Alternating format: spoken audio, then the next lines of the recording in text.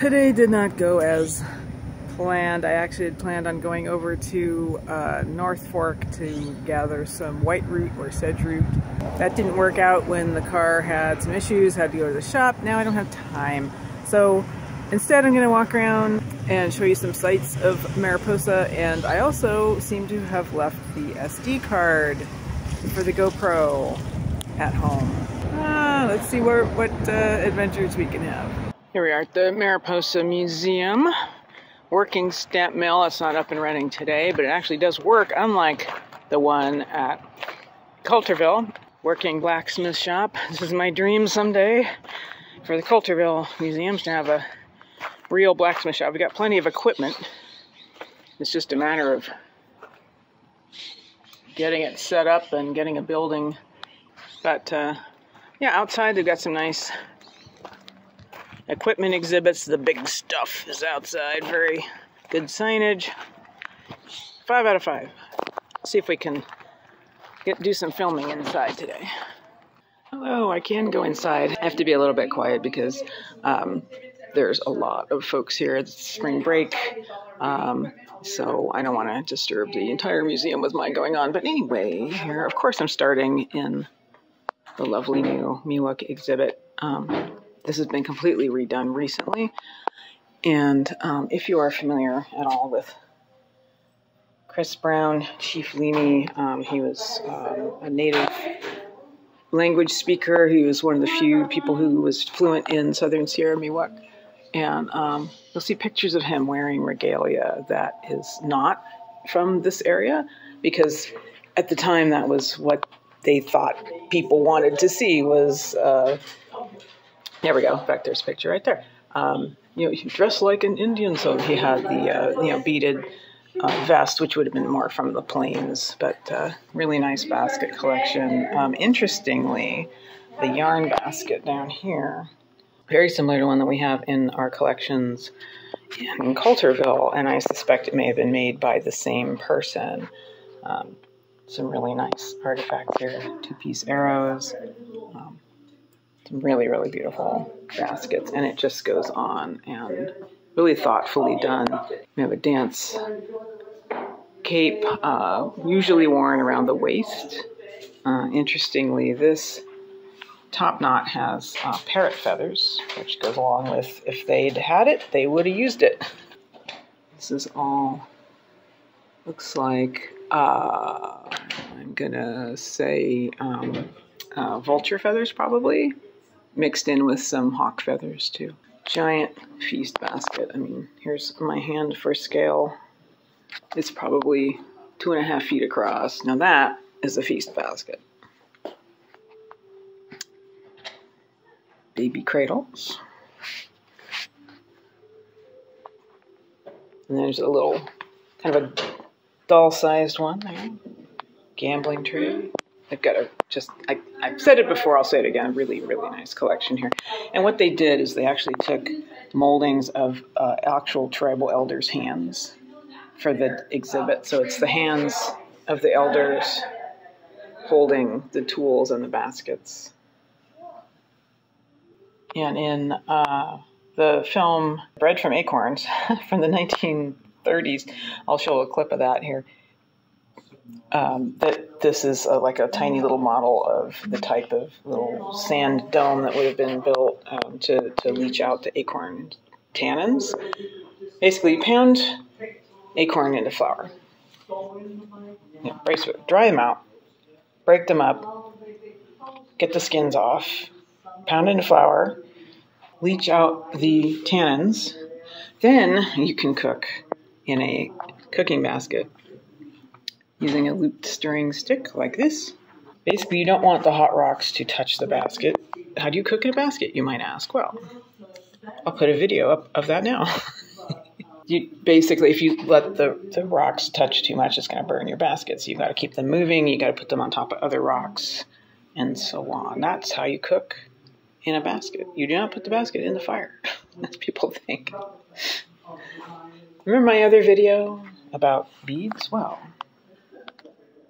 here's olive shell beads and abalone beads. Different plants used in the area. The herb they're showing is herbacenta.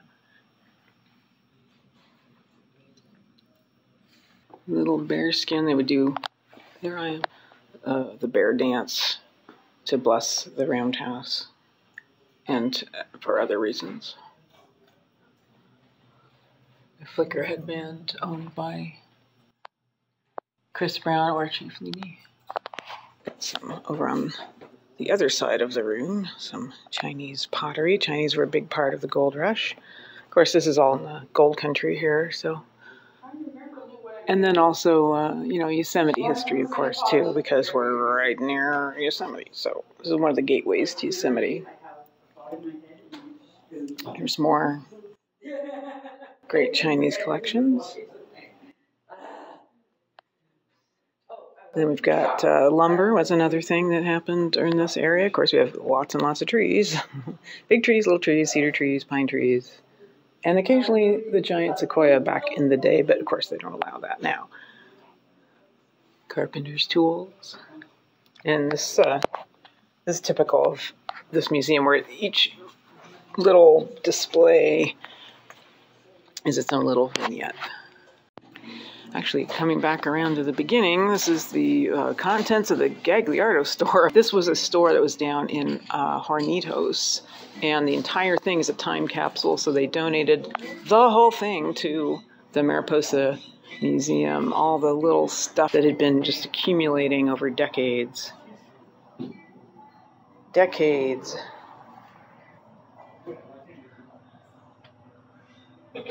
And it just goes on and on, the whole countertop, all the little stuff, the phonograph, just everything.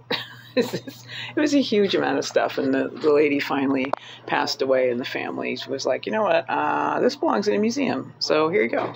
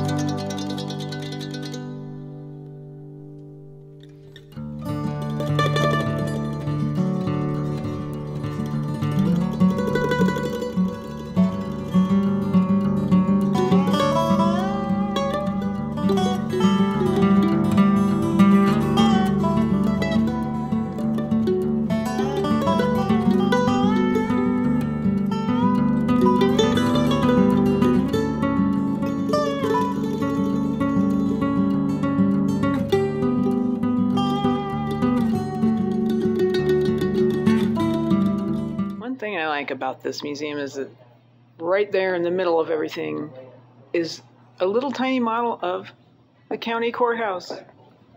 It's very historic. It is the oldest, I think, continuously operating county courthouse west of the Mississippi. To hear tell of it, I got married there.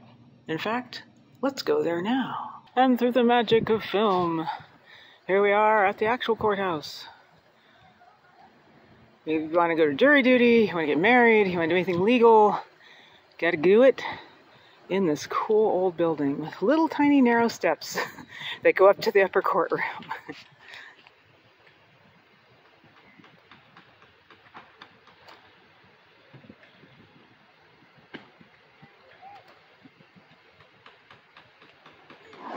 Fun fact about Mariposa County, there are no stoplights. There are stop signs, but there is not one stoplight in the entire county. And we look upon that as a point of pride that we don't need stoplights. We're all polite enough to get out of each other's way. Well, you know me, I love an old cemetery, so let's go take a look inside the historic Mariposa Cemetery. Founded as early as 1850, we're not sure. Sometimes these old graves can get obscured by time. My own mom is buried here, and they had to test if anyone was in the spot that I had chosen. Happily there was not, so I was able to place her under a big old oak tree, which was a really nice thing on the day. You might also notice I have changed my shirt. I actually had an appointment in between when I was last filming a minute ago and just now, so anyway, hence the shirt change for lack of continuity. Anyway, let's explore the cemetery.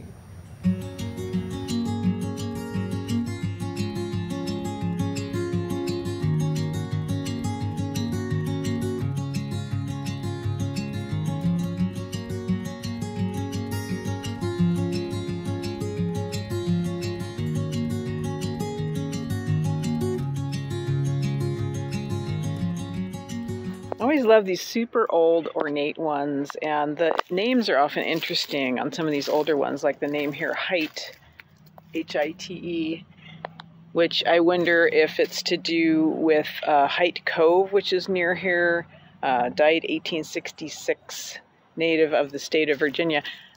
Probably because a lot of the names, if it's a name that is a site that's around here, like Hite Cove, and you have a Gustavus Hite, it very likely is of the family, if not the person who the place is named after around here. So some of these are, yeah, I just love these old headstones. So much history here. And I just like walking around them because it's nice to remember people that may not have had any living relatives in this whole area for many, many years, and just thinking about who they were, where they came from, what their lives were like. Do they have relatives? Are they in different sections? Maybe there's the Oddfellows, maybe there's the Masons. You know, which way is the grave facing? Most of them are facing east. Some of them are facing west. What traditions do they hold? You know, what did they believe in? What did they contribute to the community? What did they do or not do? You know, it's like you have to wonder what went on back in the day. Were they native? Were they from other countries? Who made these headstones? I mean, they're beautiful marble. Or is it local marble? Clearly these people enjoyed dogs. I mean, it just goes on and on. The stories that are here.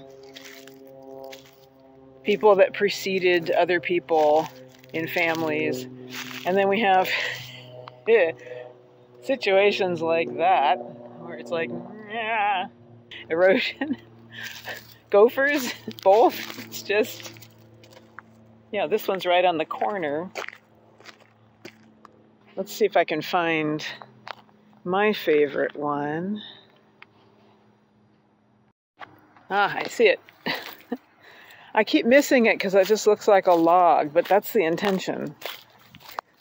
There's one similar to this over in Hornitos. Women of Woodcraft, Courage, Hope, Remembrance.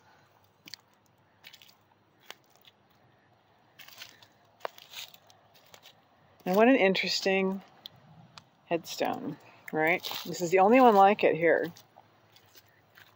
Ida M. Swope. I'll have to look up more about what that is. An organization that likely doesn't exist anymore, but at the time was clearly important. Often you'll see children aged 1 year and 8 months. George in this family plot. Oh, remember my last video talking about those plants? They're just only starting to sprout at my house. Well, here they are in full flower.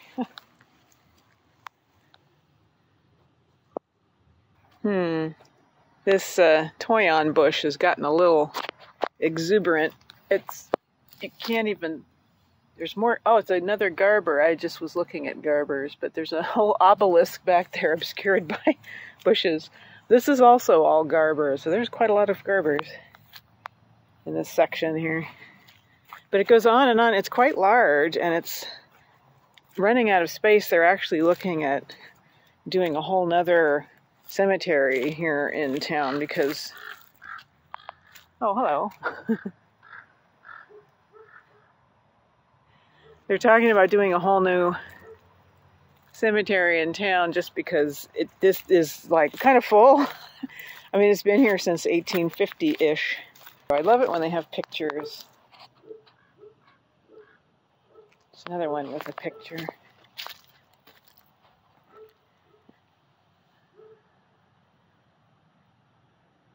And then right here, some very old wooden markers. Although, I mean, they look old, but 1949 is not that old. Ah, the lamb, that's going to be a child. Our darling baby Della. 1906, 1907, so a few months old. Down here in the more kind of modern section, the older ones are up toward the top more. Yep, that's me wandering around in a cemetery. I do love me a historic cemetery. I don't think I have shown video of the one in Coulterville, which is also very interesting because there's some famous names there. I'll have to get that very soon. So we've all seen headstones. We're familiar with that term, but did you know they used to do footstones to mark the other end of the plot? I don't know when that fell out of favor exactly, but sometimes they just have the initials of the person on them. I don't see any initials on these in particular, but that's something to look for when you're out and about at these old historic cemeteries, is look for the footstones and be careful not to trip over them, and please don't walk on the graves. You'll notice I am well off outside of where any are. It's just respectful, you know, and just go around, for heaven's sakes. Well, here's where we will call this episode. I'll have some more surprises for you soon. I had to surprise myself this morning when things didn't quite go as planned, but that's life. Coming up soon, I have a museum visit. I did get permission to film inside the museum that I'm going to, hopefully in a couple of days. If the car decides to work, and then a couple of other interesting locations. So I'll see you again soon. Thanks for coming. Bye.